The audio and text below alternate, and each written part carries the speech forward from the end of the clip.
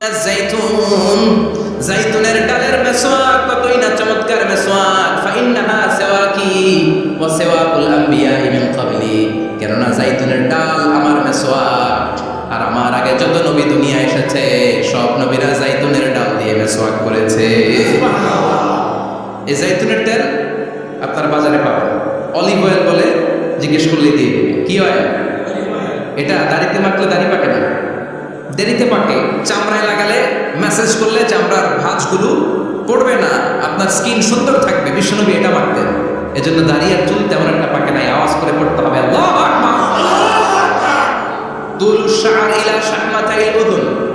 এবার শুনি বিশ্বনবীর চুল কেমন ছিল। বিশ্বনবীর চুল মাঝে মাঝে এই কানের লতি বরাবর আসতো।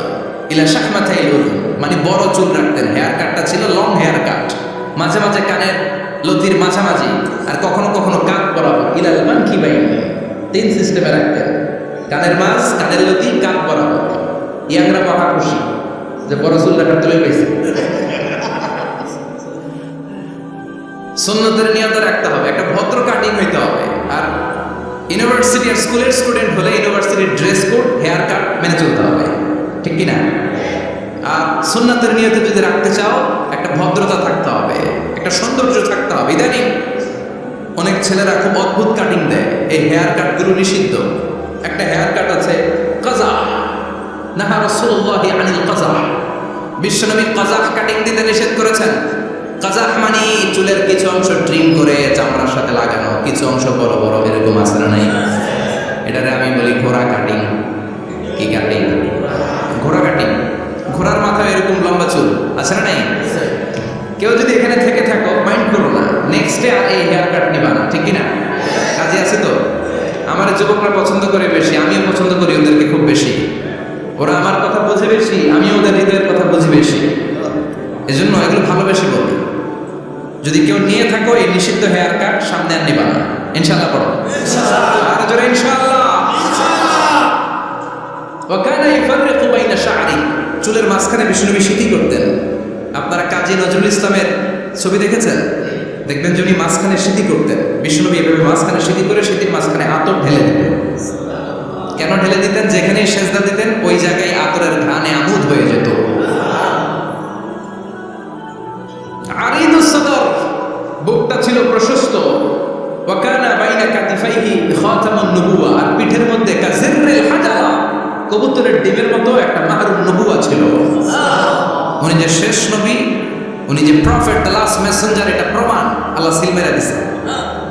বাম দিকের কানে, ডান দিকে না। কোন দিকে? সাহাবারা যারা এটা দেখেছেন তারা বলেছেন যে আমরা দেখেছি এর মধ্যে কিছু চুলও ছিল, একটু লালচে ছিল, একটু উঁচু ছিল।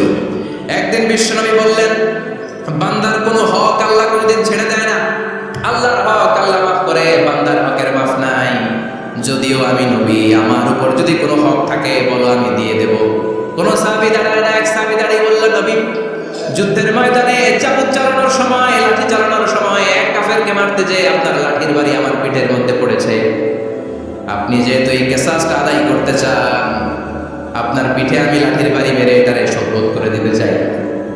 সাইয়েদনা ওমরে ফারুক হাতের জামা এরকম পড়তে শুরু করছে, আয় এদিকে আয়, তোরে শোধ করাই। বিশ্বনবী বললেন, ওমর রাখো, এটা বান্দার হক, মিটাতে দাও। বিশ্বনবী বললেন, আসো তুমি এসে আমার পিঠে লাঠি দিয়ে চাবুক দিয়ে বাড়ি মারো। সাহাবী বলে, ও নবী, তখন দুর্ভিক্ষের সময়ের যুদ্ধ ছিল, আমাদের গায়ে জামা ছিল না।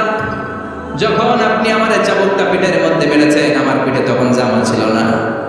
আপনি যদি যথা নিয়মে কিসাসটা আদায় করতে চান, আপনার জামাটা খুললেন, খালি পিঠের মধ্যে বাড়িটা মারস। এবার ওমরে ফারুককে ধরে কে?